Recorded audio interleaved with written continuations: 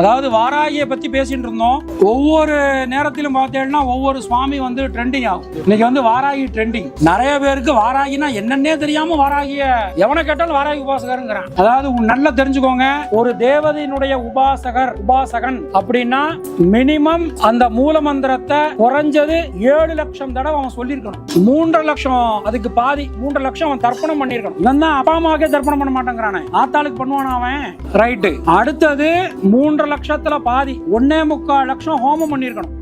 குறைந்தது 100 பேருக்கு அன்னதானம் போட்டிருக்கான். உபாசகன் அவன் தான் அந்த தேவதை உபாசகன் அர்த்தமே தவிர மந்திரம் தெரிஞ்சவெல்லாம் உபாசகன் போட்டுட்டா எல்லாரும் தான் உபாசகன். அப்போ இந்த கிரமமா அவன் அதாவது உபாசனை வாங்கிட்டு இந்த மாதிரி பெரியவாவது உபாசனை கொடுப்பா, எல்லாருக்கும் கொடுக்க மாட்டா. அன்போடு வரவேற்கிறோம். மாந்திரிகத்தில் அசத்தும் இளம் ஜோதிடர் வராகி காளி உபாசகர் மணிகண்ட சிவம். வராகி காளி துணை கொண்டு சித்தர்களின் அருளாரும் சிவன் அருளாரும் ஜாதகத்தில் எவ்வித பிரச்சனைகள் இருந்தாலும் உடனடியாக சரி செய்து தரப்படும். அனைத்து ஓமங்களும், ராகு கேது பிரச்சனைகள், கணவன் மனைவி பிரச்சனைகள், திருஷ்டி ஹோமங்கள், சகல தெய்வ வசியம், பில்லி சூனியம், ஏவல், செய்வினை, எவ்வித பிரச்சனை இருந்தாலும் உடனடியாக அணுகவும். மணிகண்ட சிவம்.